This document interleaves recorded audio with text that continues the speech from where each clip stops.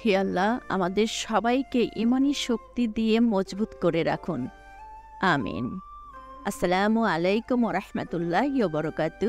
জি, যেখান থেকে আমার এই চ্যানেল দেখছেন, আমি শাহিনুর সিদ্দিকা সবাইকে অসংখ্য শুভেচ্ছা ও ধন্যবাদ জানাচ্ছি। ঈদ শেষ হয়ে গেল, ঈদের আমেজ যেন এখনও শেষ হয় না। তাই তো আমরা রওনা দিয়ে দিচ্ছি আমার চাচাকে নিয়ে আমার মেজ বোনের বাসায় মিরপুর রাকিনচিরিতে। চাচা ঢাকা আসছেন ডাক্তার দেখাতে।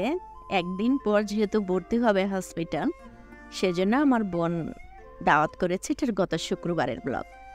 ওর বাসায় আমরা চলে গেলাম চাচাকে নিয়ে। আমার বোন গাড়ি পাঠিয়ে দিয়েছিল যেহেতু আমার চাচা অসুস্থ।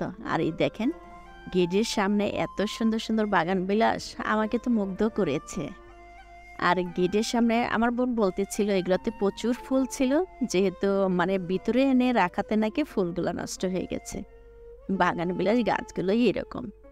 আমরা পৌঁছাতে পৌঁছাতে প্রায় জুম্মার সময় হয়ে গেছে। হালকা পাতলা ওদেরকে নাস্তা দিয়ে তারপরে দুপুরের খাবার টাবার। এই আনারসটা আছে না, এটা হয়েছে কাসুন্দি দিয়ে মাখার পর এত টেস্টি হয়েছে। অসিবের আব্বুকে চা, চাচাকে বিস্কিট। আমার চাচার এতটাই সমস্যা, কোনো মিষ্টি কোনো ফল খেতে পারবে না। নর্মাল একটু বিস্কুট খেয়ে ওইখানে জুম্মার নামাজ পড়তে গেছে। আর এই ফাঁক দিয়ে আমি হালকা পাতলা একটু আপনাদের সাথে শেয়ার করে নিচ্ছি। আমি এখানে যাওয়ার পরপরই যখনই আমার বোন শুনছে, আমি তখন কিন্তু যে 6 রোজা এগুলো অলরেডি করা শুরু করে দিয়েছি। আমার চাচা আমার বোনের ছোট ছেলেকে আদর করতেছিল, নানার সাথে দেখা করতে আসছে।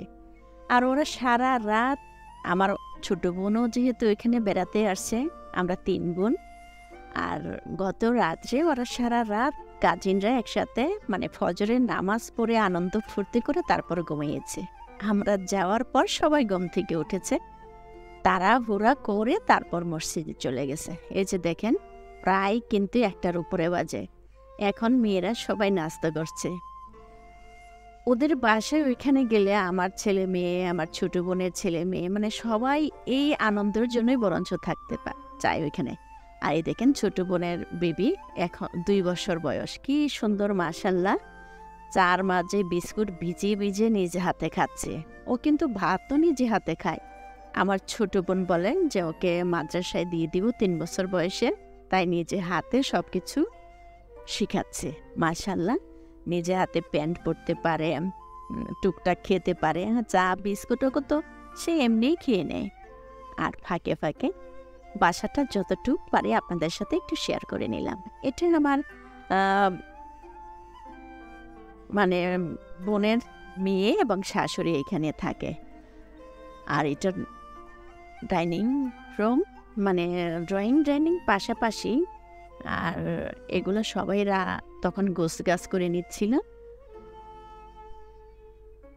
খাবার দিবে, যেহেতু মসজিদে সবাই চলে গেছে, মসজিদ থেকে আসলে খাবারটা দিয়ে দিবে। এই ফাঁকে একটু আমি শেয়ার করে নিলাম। আর আমার বোন বারবারই বলতেছিল, আপু তুমি রোজাটা ভেঙে ফেলো। আর আমি আসলে আগে জানতাম না যে ইসলামে কিন্তু শুক্রবার দিন ফরজ রোজা ব্যতীত অন্য রোজাগুলো রাখার জন্য অনুৎসাহিত করেছে। এ কথাটা আমার জানা ছিল না। আমার বোন বলল যে হ্যাঁ, শুক্রবারে শুধু ফরজ রোজা থাকার জন্য বলা হয়েছে। আমার নফল বা অন্যান্য যে রোজাগুলি আমরা থাকি, এগুলো শুক্রবার ইসলাম উৎসাহিত করে নেই। আমি জেনে নিলাম, আপনারা যদি কেউ না জানে থাকেন তারপরেও আজ হয়তো জেনে যাবেন। আমি বললাম যে হ্যাঁ, আজ যেহেতু অর্ধেকটা বেলায় চলে গেছে, এরপর থেকে আমি শুক্রবারে রোজাগুলি রাখবো না ইনশাল্লাহ। আর এই যে রোস্ট, পোলাও, ডিম, আর আমার চাচা যেহেতু এগুলি বেশি পছন্দ করে না, খেতে চায় না, তাই চাচার জন্য ছিল সবজি, ঢেঁড়স দিয়ে চিংড়ি মাছ দিয়ে, করলা দিয়ে চিংড়ি মাছ দিয়ে, ট্যাংরা মাছ বোনা। সবসময় আমি একটা কথা বলি না, আমার চাচা কিন্তু বাঙালি খাবার বা নর্মাল খাবারগুলো বেশি পছন্দ করে। সবার কথা চিন্তা করে আমার বোন সেভাবে আয়োজনটা করেছে। আলহামদুলিল্লাহ, সবাই খেয়ে নিয়েছে।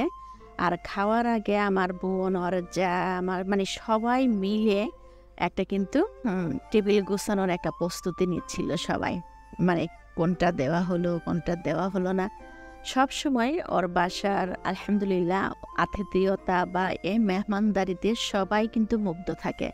ওদের প্রতিটা ফ্যামিলির মানুষ সবাই ভালো, কিন্তু এবার সবচেয়ে একটু খারাপ লাগছে কি যে ওর শাশুড়ি বা ওর ননস বা ওদের ফ্যামিলির অন্য কেউ তেমন ছিল না। আমরা সবসময় তো ওদের বাসায় আমার মাওইজিকে বা অন্য অন্য উম, কাউকে দেখে থাকি, বোনদেরকে দেখে থাকি। ওইটাই আমাদের কাছে সবচেয়ে ভালো লাগে যে সবাই একসাথে আছে। মাওইজি গ্রামে বেড়াতে গেছে, গ্রামের বাড়িতে গেছে, ঈদের পর পর আবার চলে আসবে, কিন্তু বাসাটা যেন কোথাও কোথাও খালি লাগতেছিল। আমার ছোট বোনও বলতেছিল আসলে ওদের বাসায় এসে তো আমরা সবাইকে দেখে অভ্যস্ত, এখন যদি ওরা না থাকে আমাদের কিন্তু ভালো লাগে না। অনেকে হয়তো মনে করবেন যে বোনের বাসায় বোন থাকলে স্বস্তি বোধ করে, অন্যান্য না, কিন্তু আমাদের ক্ষেত্রে অন্যরকম। বোনের বাসায় ওর ফ্যামিলির মানে ওরা যাদেরকে নিয়ে থাকে সবাইকে দেখলে আলহামদুলিল্লাহ আমাদের ভালো লাগে, আমরা আনন্দ পাই।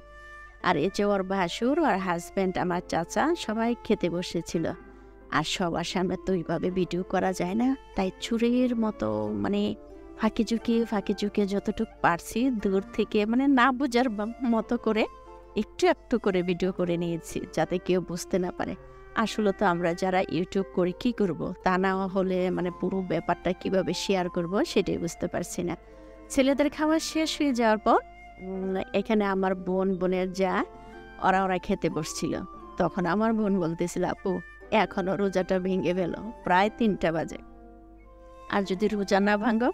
আমরা সবাই টেবিলে বসে খাচ্ছি, আলাপ করছি, তুমি শোনো। আর এই বাবুলের একটা কাগজ এনে আমাকে দিল, পলিথিনটা, এটা ফুটাতে বলে কি বসে বসে তুমি এটা ফুটাও। আমি জানি না কে কে এই বাবল ফুটাতে পছন্দ করে না, আমার তো ভীষণ পছন্দ। এটা নাকি ওর শাশুড়িও ফুটাতে পছন্দ করে। একটা পুরো প্যাকেট ছিল, এটাকে কেটে কতটুকু আমাকে দিল না, যে তুমি বসে বসে খাবা না তো এটা বসে বসে ফুটাও। আমার হাসিও পাচ্ছিল, মজাও পাচ্ছিলাম, সত্যি সত্যি এটা ফুটে। আর আমার বোনের মেয়ে কি করলো যে মা তুমি বোর ফিল করবা, হাতের চুড়ি খুলে আমাকে দিল যে এই চুড়িগুলা তুমি হাতে পরো আর ওদের সাথে গল্প করো। খাওয়ার টেবিলে গল্প, আড্ডায়, সুখ দুঃখের কথায় যেন কোথাও হারিয়ে যায় বোনেরা।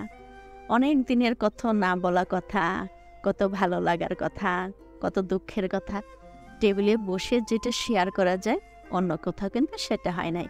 এই যে চুড়িগুলো আমার বোনের মেয়ে দিল যে মা বসে বসে চুড়িগুলো হাতে তুমি পরো। তারপরে কি করলাম, বাবল ফুটালাম, চুড়ি পরলাম। আর সন্ধ্যার সময় কিন্তু আমার বোনে যে আমি কিন্তু ইফতার করে নিয়েছি, এটা সন্ধ্যার পরে সবাইকে নাস্তা দিছে। আমি ইফতার করার ফাঁকে আর দিতে পারলাম না। আমার বোন বলতেছিল এটা কি দেখাচ্ছ, শুধু মুড়ি মাখা, এর সাথে কিন্তু অনেক নাস্তা ছিল। সবাই খেয়ে নিয়েছে। আর এই যে দেখেন আমার ছেলে, বোনের বাচ্চারা, আমার ছেলে কিন্তু এখানে থাকার নিয়তে যায়নি, বলে কি আম্মু আমি চলে আসবো, থাকবো না। আমার মেয়েটা থাকার নিয়তেই গেছে। আমরা চলে আসছি কাকাকে নিয়ে, যেহেতু পরের দিন কাকা হাসপাতাল ভর্তি হবে। আর সবার এই আনন্দ ফুর্তি, সব কাজিনরা একসাথে হয়েছে, আমাদের 3 বোনের বাচ্চারা। এ দেখে তারপর আমার বড় ছেলে ঠিক করলো যে আম্মু আমি থাকবো।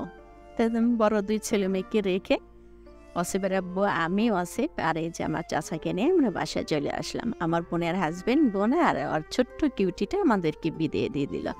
আর রাকিনি নিচ্ছে তখন তাদের এই যে সুইমিং পুলের পাশে বিশাল বৈশাখী মেলার একটা আয়োজন করেছি। এখানে মেলা উপলক্ষে খাওয়া দাওয়া হবে, মানে প্রতিটা ফ্ল্যাট থেকে 5,000 করে টাকা নেওয়া হয়েছে। কেউ আসুক আর না আসুক এই আয়োজনে অংশগ্রহণ করতে হবে। আমার সব বাচ্চারা বলছিল যে আমরাই অংশগ্রহণ করবো আঙ্কেল, তো সব বাচ্চারা মিলে অংশগ্রহণ করবে। এইসব আনন্দ ফুর্তি করার জন্য আমার ছেলে মেয়ে সবাই রয়ে গেছে। আর ওরা নাকি এই রাত্রে সারা রাত সবাই খুব মজা করেছে এবং ফজরের নামাজ পড়ি তারা ঘুম দিয়েছে। আর এইভাবেই রাকিনের যতবার যাওয়া হয় আলহামদুলিল্লাহ বাচ্চারা তো মজা করে, আলহামদুলিল্লাহ আমাদেরও ভালো লাগে, যদিও আমার থাকা হয়নি। এইভাবে সারা দিন বোনের বাসায় কাটিয়ে তারপরে চলে আসলাম। তাহলে দেখা হবে আরেকদিন নতুন আরেকটা ভিডিও নিয়ে। ততক্ষণ পর্যন্ত আপনারা ভালো থাকেন, হেফাজতে থাকেন। আমার চাচার জন্য দোয়া করেন। যদি কোথাও ভালো লাগে থাকে এখন একটা লাইক দিতে পারেন। আসসালামু আলাইকুম ওয়া রাহমাতুল্লাহি ওয়া বারাকাতুহু।